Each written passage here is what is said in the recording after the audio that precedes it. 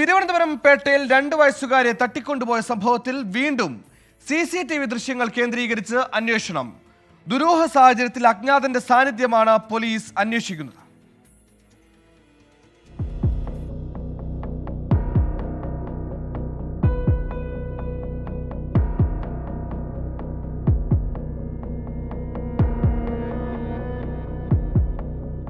മാതാപിതാക്കൾക്കൊപ്പം രാത്രി ഉറങ്ങാൻ കിടന്ന കുട്ടി 19 മണിക്കൂറിന് ശേഷം 6 അടി താഴ്ചയുള്ള പൊന്തക്കാട്ടിൽ എങ്ങനെ എത്തിയെന്നതിൽ പോലീസ് ഇരുട്ടിൽ തപ്പുകയായിരുന്നു. മാതാപിതാക്കളുടെയും നാടോടി സംഘത്തിലെ മറ്റുള്ളവരുടെയും മുൻകാല പശ്ചാത്തലം അന്വേഷിച്ചു. കുട്ടി തനിയെ നടന്നെത്താനുള്ള സാധ്യതയും പരിശോധിച്ചു. പക്ഷേ ഈ സാധ്യതകൾ സ്ഥിരീകരിക്കുന്ന ഒരു തെളിവും ലഭിച്ചില്ല. അതിനിടെയാണ് വീണ്ടും CCTV സമഗ്രമായി ശേഖരിച്ച് അന്വേഷണം നടത്തിയത്. CCTV പരിശോധനയിൽ മൂടിപ്പുതച്ച് നടക്കുന്ന ഒരാളെ നഗരത്തിന്റെ വിവിധ ഭാഗങ്ങളിൽ കണ്ടെത്തി. കുട്ടിയെ കാണാതായ ദിവസം ബ്രഹ്മോസ് പരിസരത്തും ഇയാൾ ഉണ്ടായിരുന്നതായി പോലീസ് സ്ഥിരീകരിച്ചു. സംഭവ ദിവസവും പിറ്റേന്നും റെയിൽവേ ട്രാക്കുകൾക്ക് സമീപത്തും ഇയാളുടെ സാന്നിധ്യം കണ്ടെത്തിയിട്ടുണ്ട്. ഇയാളാണോ കുട്ടിയെ തട്ടിക്കൊണ്ടുപോയത് എന്ന സംശയം പോലീസിനുണ്ട്.